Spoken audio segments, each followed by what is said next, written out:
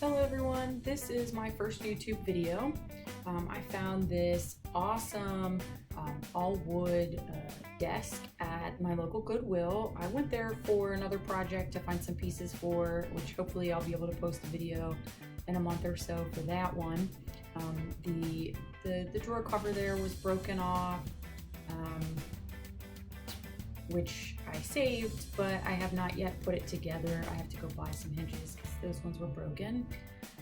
All of the drawers are actually attached with screws to the rails, so the rails don't kind of just pop out on their own. Like I had to manually unscrew the drawers from the rails. It has a really nice spot there for my computer tower, which I really liked.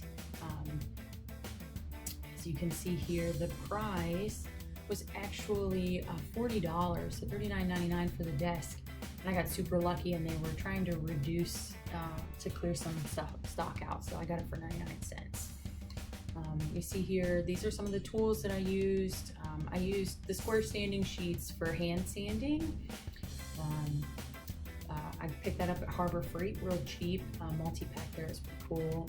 My Porter Cable sander actually broke during this project, so you'll see me use a couple different sanders. The drill actually was pretty useless because I couldn't get it in anywhere, so I ended up using hand screwdrivers. Here I have the 60, 100, and the 220 sanding paper that I bought for this project. And this is just a little clip of me removing all of the hardware. I'm not using like the best editing software here, seeing this is my first video. I didn't invest in the editing software, so there's only a little clip of me trying to remove this with a stubby screwdriver. It's not the easiest. I do remove all three drawers and the keyboard slide and the door for the computer tower slot, and remove all that hardware just to be able to get a good coverage on everything.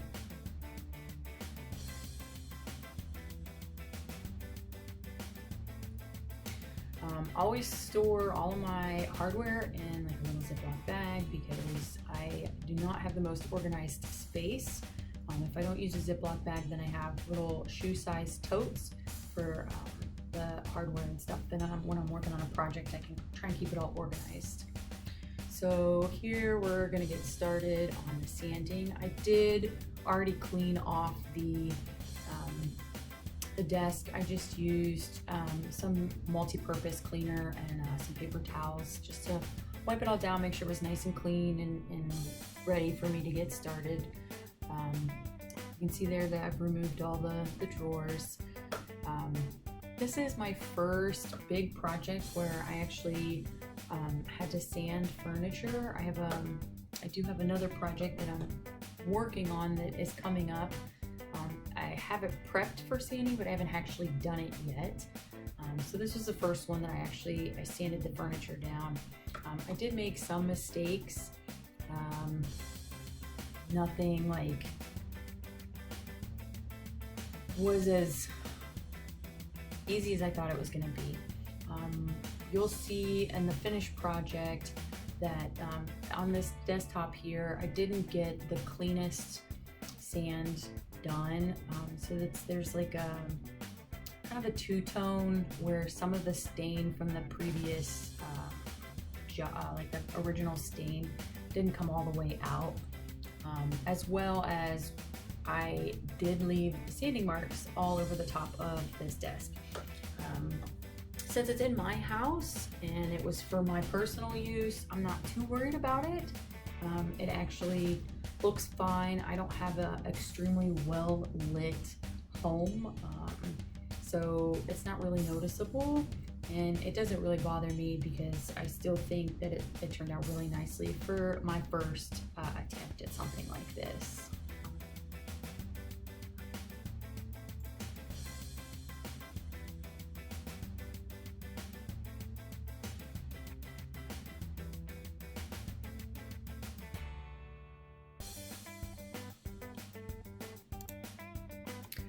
So here I'm just using my air compressor to try and clean some of the sawdust off, get the surface prepped, wiping it down just to get ready for the actual painting.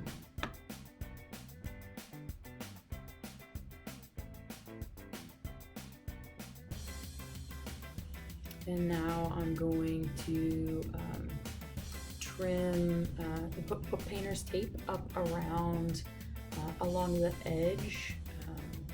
I went ahead and put it on the facing edge all the way around the top. So the underneath of the lip is actually painted while the visible edges on the side are stained. Try and give the top a full look without having to worry about paint and stain coming into contact with each other, that kind of thing.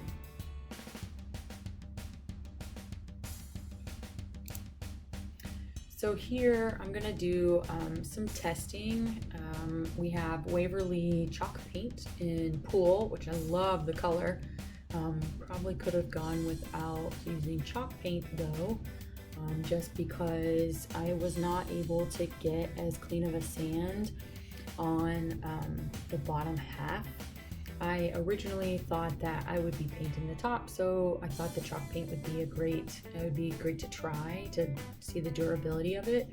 And I can tell you already, I do have some issues with the chalk paint. My hands were dirty, unbeknownst to me, when I was putting things back together, and I have handprints on one of the drawers that will not wash off, so I'll have to paint over it to get rid of that. As well as there have been some chips on the keyboard drawer where the slide comes out, and I use that quite a bit. I've managed to chip just some small things. It's not like a big deal, but I've only been using the desk for about 2 weeks, and I'm already a little concerned with that. So for the stain, I was trying to decide between an ebony from, I believe it's Minwax, and then that's Rust-Oleum gray. It's like a weathered gray. I couldn't remember which one I had wanted to use. I know that I bought both of them because I have this project, and then I do have the second project that I talked about, that I couldn't decide which would be a better color. I did see another YouTube video where they used ebony, and then they after doing the ebony stain, they put something over it that really brought the grain of the wood out, but it brought the grain out in like a gray or white kind of color, and I had thought that was absolutely beautiful on the piece that she had done. So I saw the ebony and picked it up. This piece I had thought I would do that with. After seeing the colors together, I did decide to go with the gray weathered look for this project. It does not turn out that bold of a gray. Like, that gray looked almost like a painted gray, and when I was looking at it, I was like, man, I don't know, like, but the ebony looked the same, almost like a paint, not a stain. The piece of wood that I'm using, actually, I realized afterwards, doesn't really show any grain, so I just kind of was winging it.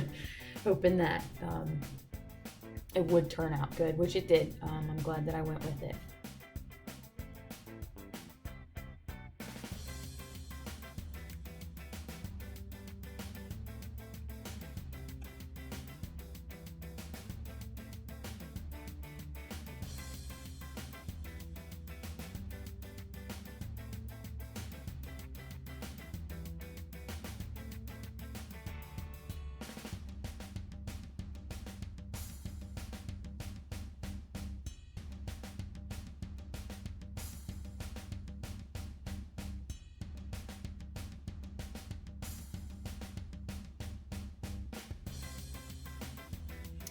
So here I am gonna get started on painting the base. Again, we're using the Waverly chalk paint. I had to move the desk indoors because this was like a super muggy weekend. I had a long weekend. I think this was 4th of July weekend, so it was really just generally pretty gross outside. As you can see there, that's in my alley behind my house, and it's not the nicest place to work, so I knew that I was going to need to leave it to dry, and I didn't want to leave it. I want to be able to go indoors and enjoy some air conditioning between coats of paint. So, and I didn't want to worry about it accidentally getting rained on while I wasn't paying attention, or even maybe somebody coming by and deciding they wanted it and taking it from me. So I've moved it indoors at this point, and I'm just gonna leave it indoors while I paint the base.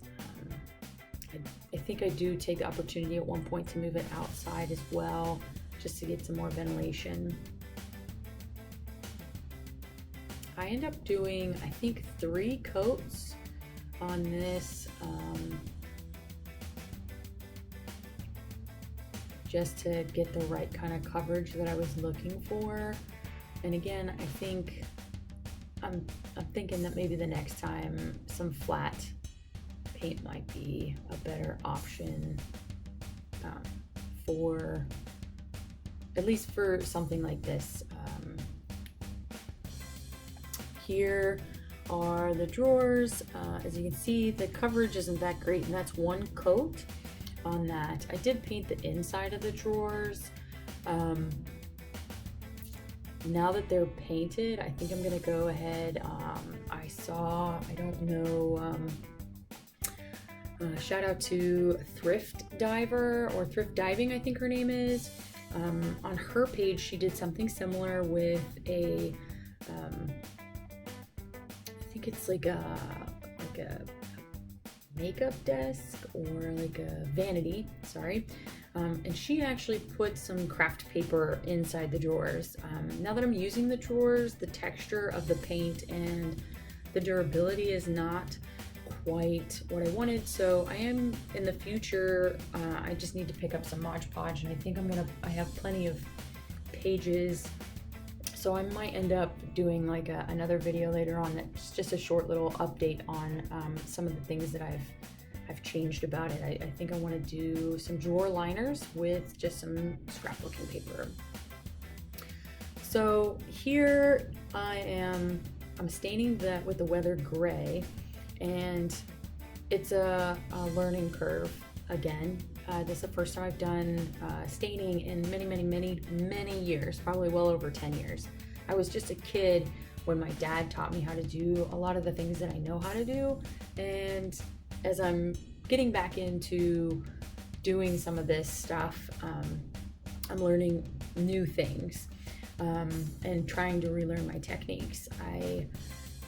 The first little corner there, I put it all on and then I wiped it all off immediately, and I didn't think that I had let it set long enough to get the right kind of coverage.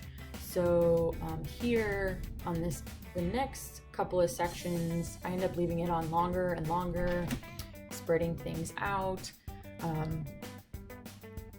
It ends up being an even coverage all the way around, so I'm not really sure which way is the best. It was definitely a learning experience, to say the least. As I'm putting this on, I start to see where some of my sanding marks were that I tried really hard not to put in the wood.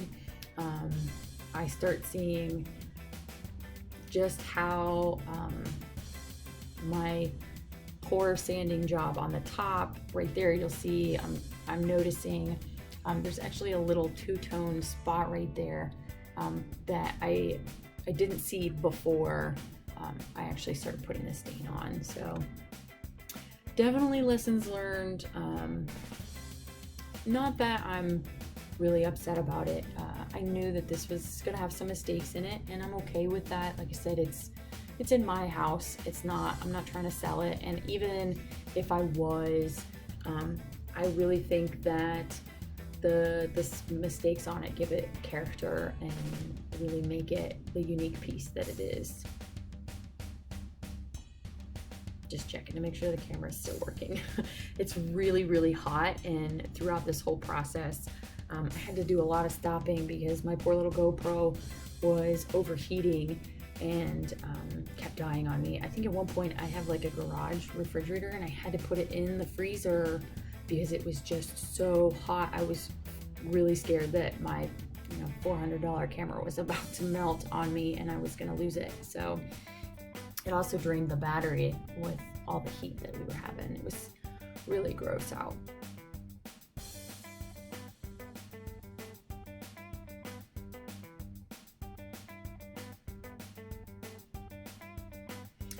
So I was also using a cloth here only because I actually think that I only had 1 or 2 of the sponge brushes left. I think the next time I'll use the sponge brush. This was a bit of a heavier stain. It was more like a paint texture than like a watery paint texture. It was heavier than stain, but it wasn't as thick as paint. So I didn't quite know how to put it on. I think the next time I will put it on with a brush and try that when I get ready to do the next project, hopefully soon. And I don't know how many minutes of the staining we were about to watch. I thought I clipped this down, but apparently I did not. And you see here, I've got a much bigger section before I started to wipe off the stain. I just really thought that if it was on there a little longer, it might cover a little better. Just trying some different things because I knew that it was going in my house. So here it is done, and you can see like all of the different like it's not one solid color because I have different marks on the top. Like from the side you can really see it, like the different tones. I liked how that side right there, you could see the wood through it. I thought that was pretty cool, even for 3 coats. So yeah, it's definitely, it doesn't look in that well lit outdoors, it really looks actually kind of bad, but indoors it doesn't look that bad. You can't see all the different textures. So here I've finally moved it into my house. It is in my living room, and I'm just trying to put the finishing touches on putting it back together. This drawer, the keyboard drawer, was the worst to put together, and as you can see, my cats are like very curious about what's going on. They are even now standing over top the microphone and ultimately just being in the way. Very nosy.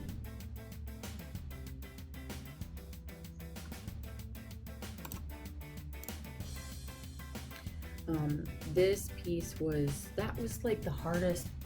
The tray was so difficult to get in and out just because the angle.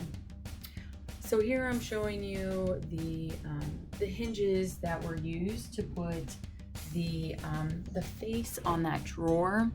I thought I could save them, and then when I was getting ready to put them back together, I quickly figured out that they are broke, and there isn't anything I can do to save them. Like, those pieces were pretty bent and just wasn't gonna work for me. So I unfortunately was not able to put the face back on this to hide that keyboard tray, which I'm not too upset. As you can see, it looks fine without it. I do still have that piece off to the side.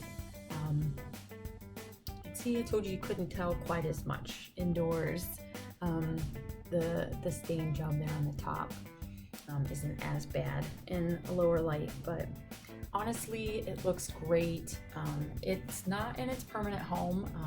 My office is in disarray. Here I'm showing you like where like some of the chips are at, and just where the dirt is at. Some problems that I just didn't like that texture of the Waverly of chalk paint. My first experience with chalk paint, it it's not awful.